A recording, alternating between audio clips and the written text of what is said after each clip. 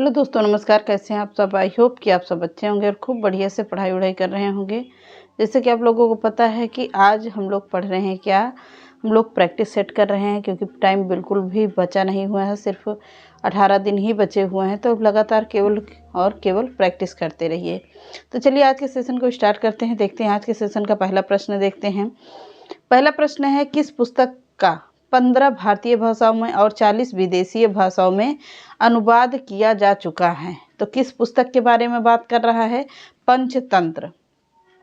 पंचतंत्र के बारे में बात कर रहा है कि पंचतंत्र में 40 बार विदेशी भाषाओं में और 15 बार भारतीय भाषाओं में इसका अनुवाद किया जा चुका है। पंचतंत्र है किसकी? तो विष्णु शर्मा की पुस्तक है, पंचतंत्र है। अगला है, संविधान की 8वीं अनुसूची में शामिल की गई 4 नई भाषाएं कौन सी हैं? नहीं लिख उठा है, नई भाषाएं होगी। 4 नई भाषाएं कौन सी है? संथाली, मैथिली, बोडो और डोगरी भाषा ऐसी भाषाएं हैं जो संविधान की 8वीं अनुसूची के अंतर्गत आती है। अगला है, निशा निमंत्रण के रचनाकार कौन हैं? हम लोग सिर्फ और सिर्फ रिवीजन कर रहे हैं, क्योंकि टाइम तो है नहीं ज़्यादा, तो रिवीजन और प्रैक्टिस जितनी ज़्यादा से ज़्यादा हो सके नई नई रचनाएं देखते रहिएगा। तो निशा निमंत्रण किसकी है? हरिवंश राय बच्चन की है। अगला प्रश्न है, गागर में सागर भरने का कार्य किस कवि ने किया है? तो गागर में सागर भरने का कार्य किया है बिहारी जी ने। अगला प्रश्न है, रस मीमांसा रस सिद्धांत से संबंधित पुस्तक के लेखक कौन हैं? तो रस मीमांसा रस सिद्धांत से रिलेटिव कौन से राइटर होंगे, कौन हैं? तो ये हैं आचार्य रामचंद्र शुक्ल। कौन होंगे? आचार्य रामचंद्र शुक्ल हैं। गाथा या गाथा कहने से किस लोक प्रचलित काव्य भाषा का बोध होता है? तो गाथा कहने से किस का होता है? प्राकृत का होता है। किसका? प्राकृत का होता है। तुलसीदास का वह कौन सा ग्रंथ है जिसमें ज्योतिष का वर्णन किया गया है? तो तुलसीदास का वह कौन सा ग्रंथ है जिसमें ज्योतिष का वर्णन किया गया है? तो रामाज्ञा प्रश्नावली है। कौन सी? रामाज्ञा प्रश्नावली है। अगला है, भारत भारतीय काव्य के रचनाकार हैं कौन? भारत भारतीय काव्य के रचनाकार कौन होंगे? मैथिली शरण गुप्त की है।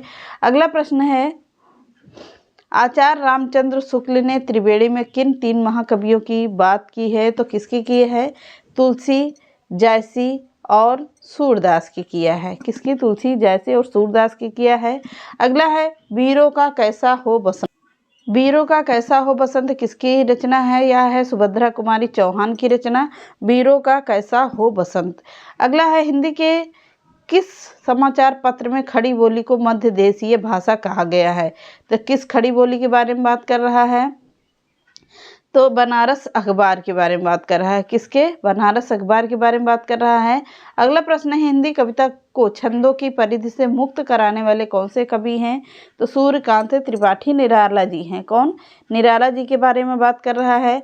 अगला है, चीनी तिब्बती भाषा समूह की भाषाओं को बोलने वालों को क्या कहा जाता है? निषाद कहा जाता है।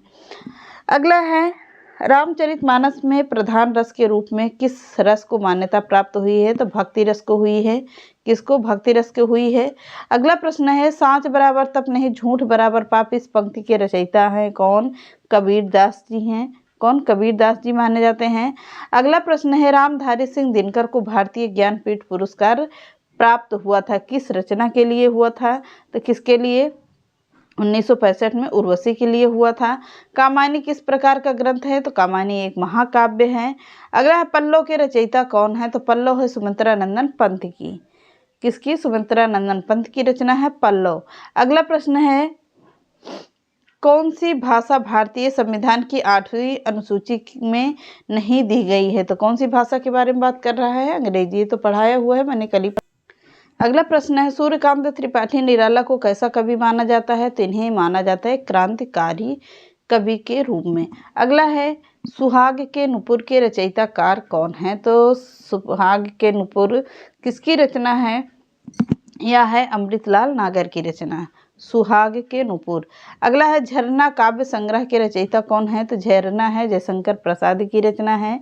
अगला है, इस देश में अधिकतम संख्या में भाषाएं बोली जाती हैं? तो भारत में। ये तो पढ़ चुके हैं, ये सब शायद पढ़ चुके हैं, इसको हटा देते हैं, रिपीटेड प्रश्न आ गया है। भारत में सबसे अधिक बोला जाने वाला भाषा समूह क्या है? इंडो आर्यन है। रिपीटेड प्रश्न आ गया, मैंने कल ही शायद पढ़ा है इसको। अगला प्रश्न है, मनुष्य एक सामाजिक प्राणी है। नंबर पर मत जाइएगा। मनुष्य एक सामाजिक प्राणी है, यह किसने कहा है? तो यह किसने कहा है? अरस्तू ने कहा है मनुष्य एक सामाजिक प्राणी है। अगला प्रश्न है, भाषा किसे कहते हैं? तो भाषा मनुष्य अपने मानसिक विचारों से की अभिव्यक्ति के लिए जिस माध्यम का प्रयोग करता है वह भाषा कहलाती है। अगला प्रश्न है, भाषा शब्द की उत्पत्ति कहाँ से हुई है? तो भाषा शब्द की उत्पत्ति संस्कृत के भाष धातु से हुई है। किससे? भाष धातु से हुई है। अगला प्रश्न है, सामान्य शब्दों में हम भाषा को किस तरह से व्यक्त करेंगे? सामान्य शब्दों में भाषा को किस तरह से व्यक्त करेंगे? प्रश्न यह कह रहा है। तो भाषा वह साधन है जिसके द्वारा मनुष्य अपने भावों या विचारों को बोलकर या लिखकर दूसरे मनुष्य तक पहुंचाता है, उसे क्या कहते हैं? भाषा कहते हैं। भाषा को मोटे रूप में कितने भागों में बांटा गया है? तो 2 भागों में, लिखित और मौखिक भाषा। अगला है, भाषा का संबंध किस लिपि से है? तो भाषा का संबंध है देवनागरी लिपि से है। किससे? देवनागरी लिपि से है। अगला प्रश्न है, भाषा बोलने वालों की संख्या की दृष्टि से हिंदी का विश्व में कौन सा स्थान है? तो हिंदी का विश्व में कौन सा स्थान होगा? 3रा स्थान माना जाता। अगला है, सूर्य के काव्य किस भाषा में है? तो सूर्य के काव्य ब्रज भाषा में है। किसमें? ब्रज भाषा में है।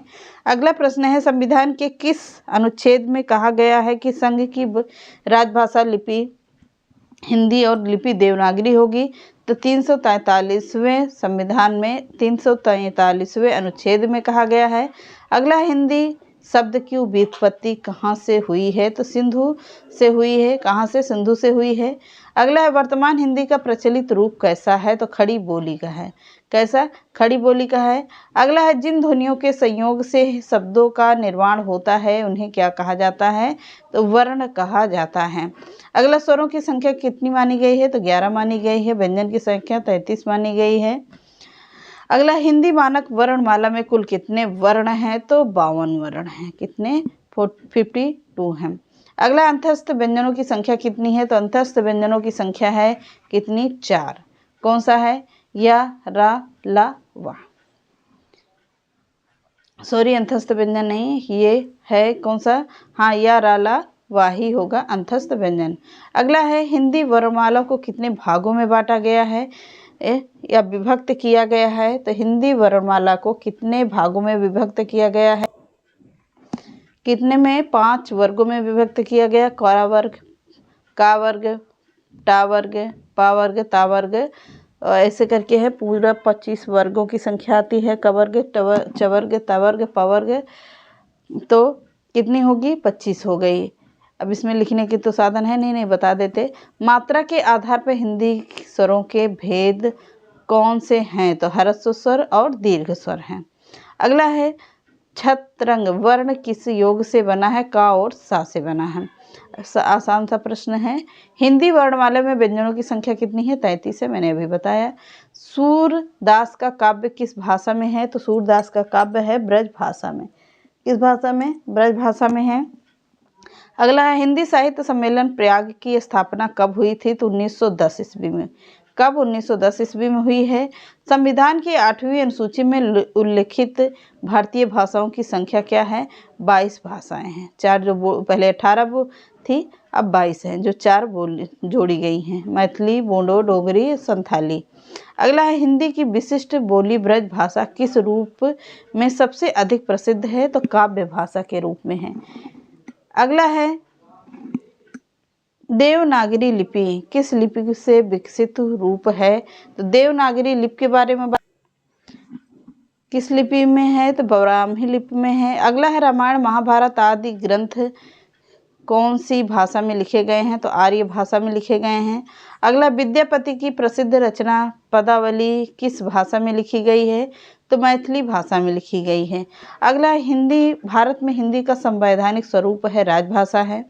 अगला, जाटू किस बोली का उपनाम है? बांगुरी बोली का है। अगला है, एक मनई के 2 बेटवे रहिन, यह अवतरण हिंदी का किस बोली के अंतर्गत आते हैं? तो भोजपुरी के अंतर्गत आती है। किसके? भोजपुरी के अंदर। हिंदी का पहला नाटक कौन सा है? नहुस है। कबीर की भाषा कैसी थी? तो सदुक्कड़ी थी। कबीर को क्या कहा जाता है? पंचमेल खिचड़ी भी कहा जाता है। अगला प्रश्न है, कलम का जादूगर किसे कहते हैं? तो राम वृक्ष बेनीपुरी को कहते हैं। किसको? राम वृक्ष बेनीपुरी को कहा जाता है। अगला प्रश्न है, प्रगतिवाद उपयोगितावाद का दूसरा नाम है, यह कथन किसका है? तो रामविलास शर्मा का है। अगला है, रामचरितमानस में कुल कितने कांड हैं? तो 7 कांड हैं। अगला है, हिंदी साहित्य के इतिहास के रचयिता कौन है? तो आचार्य रामचंद्र शुक्ल हैं। गीत गोविंद किस भाषा में है? तो गीत गोविंद है, पहले है किसका? जयदेव का है। किस भाषा में है पूछता है? तो संस्कृत भाषा में है। लोक नायक किसको कहा जाता है? तो तुलसीदास जी को कहा जाता है। इंद्रापति किसे कहा जाएगा? तो विष्णु को कहा जाता है इंद्रापति के रूप में। पंचतंत्र क्या है? यह एक कहानी संग्रह है। तो ये रहे आज के कुछ इम्पॉर्टेंट प्रश्न जो सुपर फास्ट रिवीजन क्लास में आया है। तो चलिए आप लोग इसको बढ़िया से प्रैक्टिस करते रहिएगा। मिलते हैं हम लोग नेक्स्ट क्लास में। नमस्कार।